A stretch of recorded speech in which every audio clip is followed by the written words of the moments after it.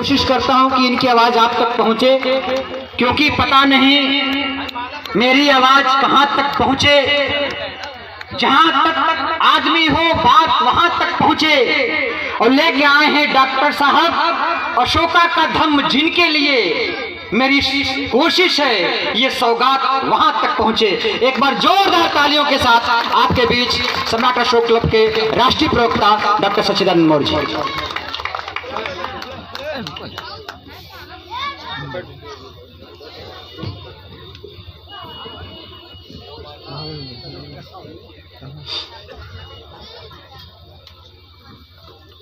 बैठ जाएं। बहुत बहुत धन्यवाद। आज का जो क्षण है बड़ा ही ऐतिहासिक क्षण है आज का। सब तैयारी करें तो आप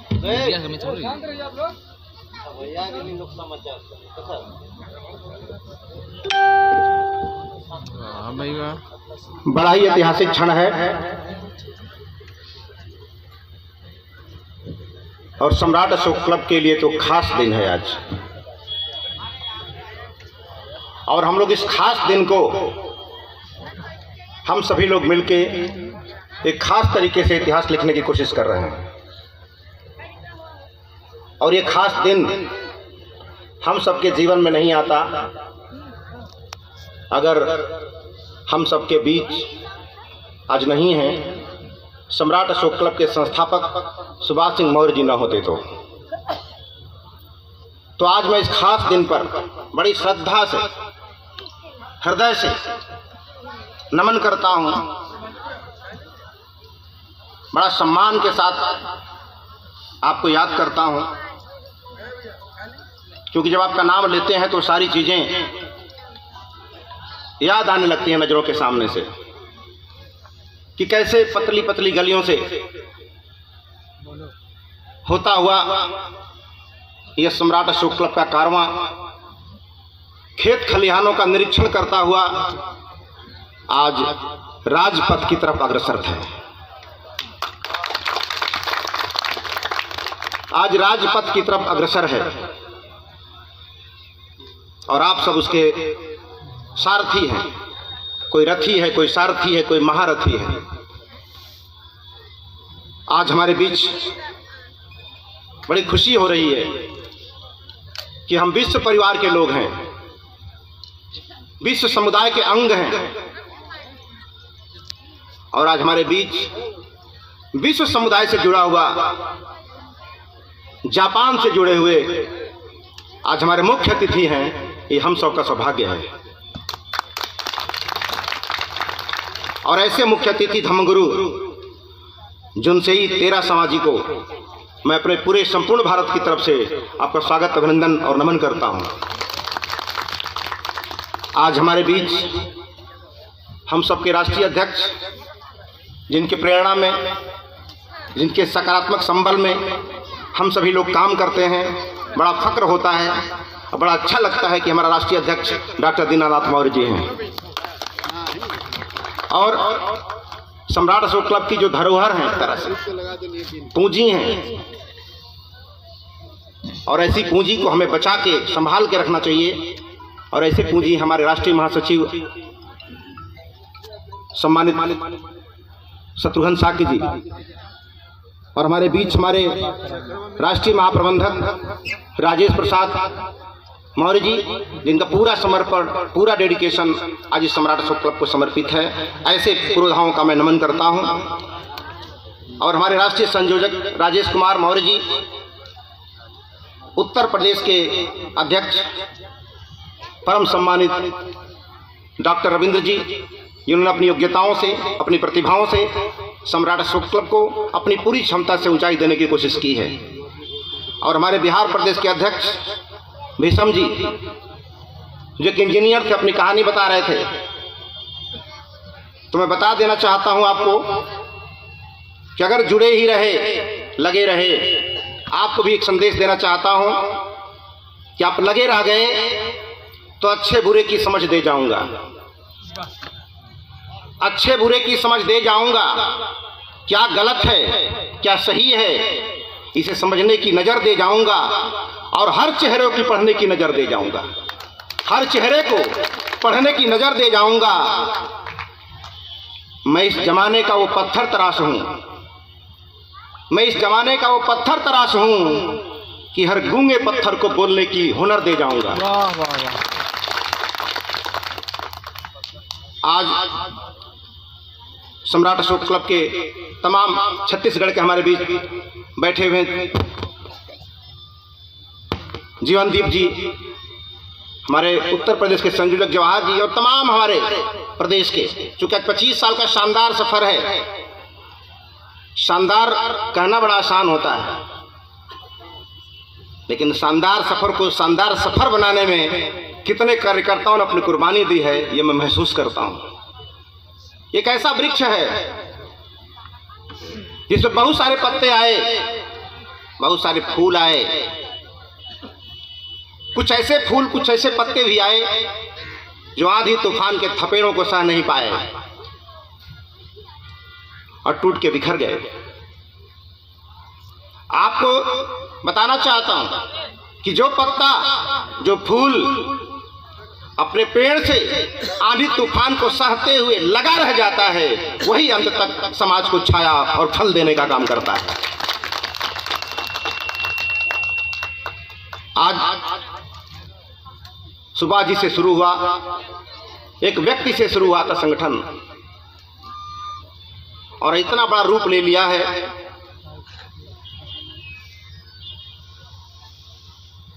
और धीरे धीरे हम लोग इसको आगे बढ़ाने की कोशिश कर रहे हैं। ये बड़ा लंबा सफर है। ऐसे सफर में सम्राट अशोक कप की तरह तरह उपलब्धियां थी। लोग जानते भी नहीं था अशोक क्या है, बस ये जानते थे कि अशोक ने अपने 99 भाइयों की हत्या कर दी थी, तलवार फेंक करके कायर हो गया था, यही लोग जानते हैं। लेकिन सम्राट अशोक तलवार फेंक कर कायर हुए होते तो आज हमारे देश के इतिहास में तलवार फेंकने का इतिहास लिखा हुआ है या तलवार चमकाने वाले का इतिहास लिखा हुआ है। तलवारें टकराती रही। बहुत सारे लोग कहते हैं कि सम्राट अशोक ने कलिंग में लाखों लोगों के कत्लेआम कर दिए थे, खून बहाए थे। हमारे डॉक्टर रविंद्र जी दोहरा रहे थे कि मैं वादा करता हूं और मैं तो उस कलिंग में मरे हुए लोगों को मैं शहीद कहता हूं। जो लाखों लोग मरे वो मारे नहीं गए, वो शहीद हो गए। किस बात के लिए शहीद हो गए? क्योंकि शायद लाखों लोग न मरे होते तो शायद हमको चंडाशोक तो मिलता, लेकिन धम्माशोक न मिला होता। तो चंडाशोक से धम्माशोक पैदा करने के लाखों लोग शहीद हुए। नहीं तो जैसे बड़े बड़े राजा अपने साम्राज्य को बढ़ाया, अपनी सीमाओं को बढ़ाया और बढ़ाकर दुनिया से चले गए, लेकिन सम्राट अशोक एक दुनिया में ऐसे राजा थे जो साम्राज्य तो बढ़ाया ही, और ये बात समझ में आ गई उनको कि कौन कौन कितना बड़ा राजा है, उसका कितना बड़ा साम्राज्य है। उसकी महानता इसमें नहीं है, उसकी महानता इसमें है कि हमारे साम्राज्य में रहने वाली जनता कितनी खुशी है, कितना खुशहाल है, कितना सुखी है। यह महत्व रखता है किसी राजा के लिए। तो दुनिया में पहले अशोक ऐसे राजा हुए जिन्होंने एक एक जीव जंतु तक को अपना परिवार का सदस्य माना, एक एक व्यक्ति को अपना सदस्य माना, चाहे उनके राज्य में आता हो चाहे उनके राज्य से बाहर हो। समस्त प्रजा हमारी संतान है। शायद अगर ऐसा व्यवहार इस भारत ने पूरी दुनिया को न दिया होता तो शायद हमारे बीच हमारे धर्मगुरु जिनसे ही 13 सभा हमारे बीच न होते आज। ये उसी मैसेज का बीज है जो आज फल के यहाँ पे आया हुआ है। इसीलिए सम्राट अशोक का जो शासन है, क्योंकि शासन दो तरह का होता है, एक शासन होता है दैहिक शासन, एक होता है वैचारिक शासन। दैहिक शासन उसे कहते हैं कि जब तक व्यक्ति अपने देह से शासन कर रहा है, अर्थात जब तक जिंदा है अपने शरीर से शासन कर रहा है, उसे दैहिक शासन कहा जाता है। लेकिन जब व्यक्ति दुनिया में नहीं रहता तो जब तक उसके विचारों का प्रवाह चलता रहता है समाज में, तब तक उसका वैचारिक शासन माना जाता है। आज भारतवर्ष में आज भले सम्राट अशोक नहीं है, उनका देह नहीं है, उनका शरीर नहीं है, लेकिन राष्ट्रीय ध्वज में चक्र और राज मुद्रा में अशोक स्तंभ ये सिद्ध करता है कि उनका वैचारिक शासन आज भी चल रहा है। बस उसको समझने की जरूरत है, क्योंकि फार्मूला कितना भी बड़ा हो, कितना भी महान हो, जब तक उसमें मान नहीं रखा जाएगा तब तक उत्तर उसका नहीं आएगा। लेकिन लोक कल्याणकारी राज्य बनाना कोई राजनीति नहीं है, खाली ये ग्रुप ऑफ सक्सेस है, ये कई सफलताओं का सामूहिक संबंध है, ये सामूहिक सफलता है, कोई एक चीज नहीं है ये। और इस बीच में 25 साल में सम्राट अशोक क्लब ने क्या किया, लोग नहीं जानते थे। लोग ये जानते थे कि गुलिया माई है, लठियां है, ये लठियां का मतलब लाठी, लाठी मतलब लकड़ी, लेकिन लठियां 25 साल में क्या बन गया, लटिया। टौ बन गया टौ, और टौ मन होता है पत्थर, और पत्थर मन लाठ। तो ये 25 सालों का इतिहास है जो अशोक को नहीं जानते थे, लेकिन धीरे धीरे हमारे कार्यकर्ताओं ने गांव की गलियों में जा करके इस लोक कल्याणकारी राजा, लोक कल्याणकारी सम्राट के इतिहास को गली गली में बताया।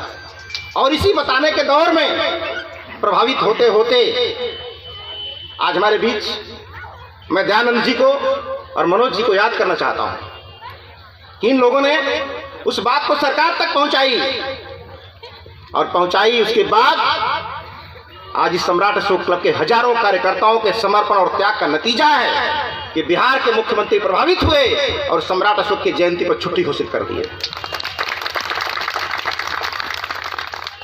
इसलिए आप लोग सिर्फ काम करते रहना है, कोई बड़ा काम आसान नहीं होता है। और आप ये जान लो कि आसमान नीचे नहीं आ सकता है आपके लिए। आप गरीब हो कि अमीर हो, बेवकूफ हो कि समझदार हो, आसमान आपके लिए नीचे नहीं आ सकता। आपको आसमान की ऊंचाई छूनी पड़ेगी, उसके लिए आपको ही उछलना पड़ेगा, आपको ही काबिल बनना पड़ेगा, और काबिलियत का कोई विकल्प नहीं है। इसलिए काबिल बनिए, समृद्ध बनिए, समर्थ बनिए, अगर सम्राट अशोक के सपनों को आगे ले जाना है तो। इसलिए कलिंग के जो मैदान में जो खून गिरा है, वो खून बहाया है हम लोगों ने। तो बहुत लोग कहते हैं बड़ा खून बहाया था, लाखों लोग मारे गए थे उसमें। तो हम तो उस समय नहीं थे, लेकिन आज हम हैं। तो सम्राट अशोक क्लब ने अभियान चलाया कि खून का बदला खून से देंगे, खून का बदला खून से देंगे। लेंगे नहीं, खून का बदला खून बहा है तो खून दे करके करेंगे। और उस क्रम में सम्राट अशोक क्लब अग्रसर है। जैसा हमारे पूर्व वक्ताओं ने कहा है कि जब भी किसी को जरूरत पड़े तो उस कलिंग के मैदान को याद करिएगा। वो खून अब महानदी से बह करके बोतलों में पैक हो चुका है। कलिंग के महानदी में जो खून उसका लाल हो गया था, वो नदी से निकलकर बोतल में पैक हो गया है। और जब चाहेंगे बोतल से निकल के आपकी नसों में दौड़ने लगेगा, जब चाहेंगे। तो आज बड़ा ही इतिहास का दिन है, और सम्राट अशोक क्लब के 25 साल का सफर बड़ा ही गर्वान्वित है। कई बार मैं इस बात को कह चुका हूं। बहुत सारे लोग प्रयास करते हैं, कहते हैं कि सम्राट अशोक क्लब इतना बड़ा संगठन है, आप लोग का नेता कौन है, आप लोग का अगुआ कौन है। लोग परेशान रहते हैं, कहते इतना बड़ा संगठन चलाता कौन है। तो उसके लिए एक छोटी सी बोध कथा है कि एक बार बिच्छुओं की बारात जा रही थी, बिच्छुओं की बारात लाइन से। तो किसी ने पूछा कि भाई इतनी लंबी लाइन में आप लोग चले जा रहे हो, तुम लोग का नेता कौन है। तो उसमें एक बिच्छू ने कहा कि किसी को छू के देख लो, समझ में आ जाएगा कौन नेता है। तो हम लोग चाहते हैं कि पूरा समर्थवान हर व्यक्ति रहे, इसलिए मैं बोला कि हर गूंगे पत्थर को बोलने के हुनर दे जाऊंगा, लेकिन प्रयास आपको करना होगा। और आज ये तरह तरह की छोटी छोटी बातें जो दिखाई दे रही हैं, आज भले ये छोटा सा बीज है, करना बंद कर देगा तब चार्ज। सुभाष जी ने शायद सोचा भी नहीं रहा होगा कि एक छोटे से गांव में जो पेड़ लगा रहा हूं आज निकल के कहां से कहां चला जाएगा। और तारा सावाजी की उपस्थिति ये बता रही है कि सम्राट अशोक क्लब अब केवल भारत का ही नहीं रहा, दुनिया में जा चुका है। ये संकेत है। और इन्हें बड़ी इच्छा जाहिर की थी, कितने सारे लोग आते हैं लटिया में, कैसे आते हैं, क्यों आते हैं, तो मैं गांव को घूमना चाहता हूं, इसका रहस्य क्या है। तो कई दिनों से गांव में घूम रहे हैं और कल से इनकी यात्रा चलेगी। अब वो गांव गांव घूमेंगे, जानना चाहते हैं, तो आप लोग भी तैयारी में रहिएगा। पता नहीं कौन गांव में चले जाएंगे, मैं भी नहीं जानता हूं, क्योंकि उनका रहस्य उन्हीं के दिमाग में है। इसीलिए आप एक बहुत ही ऐतिहासिक थाती के वारिस हैं, आप बहुत बड़े ऐतिहासिक थाती के वारिस हैं। और हम पूरा उम्मीद करेंगे आप लोग कि अपने लायक पूर्वजों के लायक संतान बनने की कोशिश कीजिए। आज हमारी बहनों का जो सम्मान हुआ मंच पे बैठा के, बड़ा ही फक्र लगा आज मुझे, क्योंकि एक स्त्री जो है, एक नारी जो है, किसी के बहन के रूप में जानी जाती है, या किसी की पत्नी के रूप में जानी जाती है, या किसी की मां के रूप में जानी जाती है।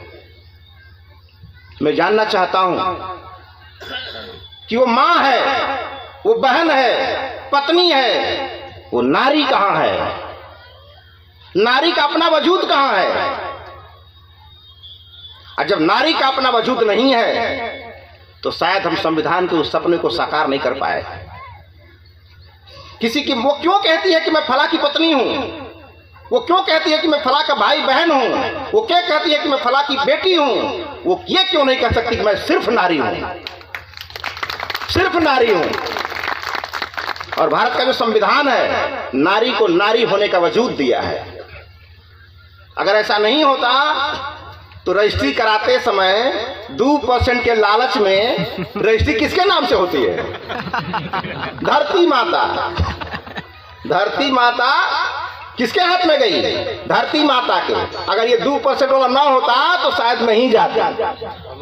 इसका मतलब आपको नारी को नारी का वजूद देने में भारतीय संविधान का बहुत बड़ा हाथ है।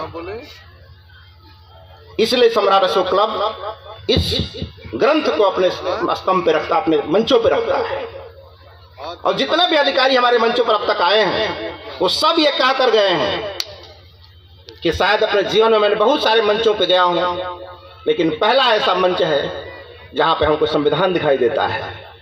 ये काम 50 साल पहले होना चाहिए था। हम पीछे चल रहे हैं, हम लोग 50 साल पीछे चल रहे हैं। जब ये जिस दिन संविधान बना उसी दिन से एक आयोग बनाना चाहिए था, एक आयोग का गठन करना चाहिए था, जिसका मात्र एक ही उद्देश्य होता, जो गांव गांव जाकर संविधान की भावनाओं को समझाता। लेकिन जब हम नहीं समझा पाए, या जो सरकार में लोग रहे ये काम नहीं कर पाए, तो जो धर्म के पाखंडी थे वो गांव गांव जाकर अपनी बात समझा लिए। समझा लिए तो उसका परिणाम क्या निकला?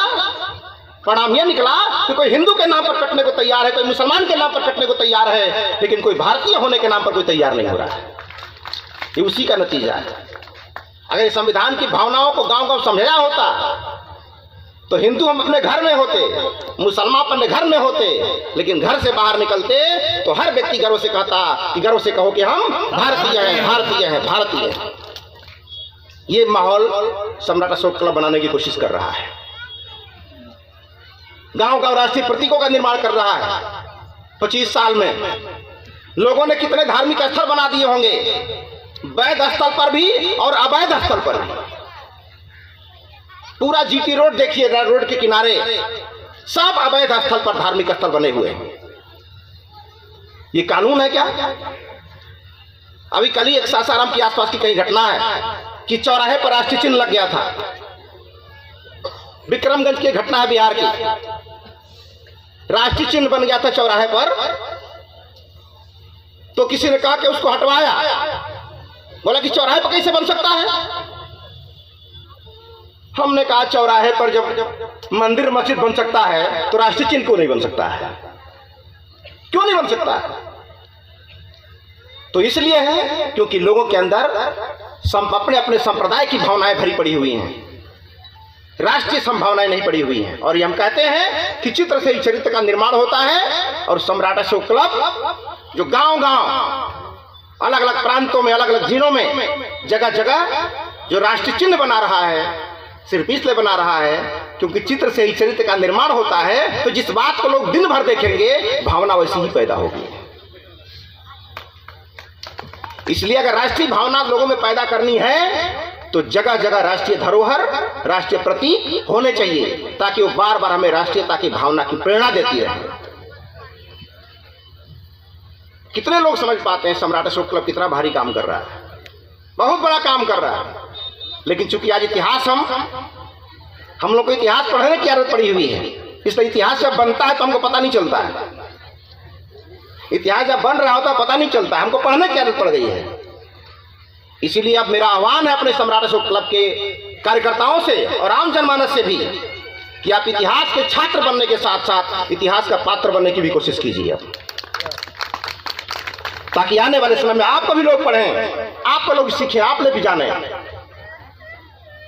तो आज बहनें हमारी सम्मानित हो रही थी मंच से, बड़ा अच्छा लग रहा था देख करके। और अपने सारे कार्यकर्ताओं को मैं निवेदन करूंगा कि आप कहीं भी रास्ते में निकालते हो तो किसी महिला का सम्मान करना,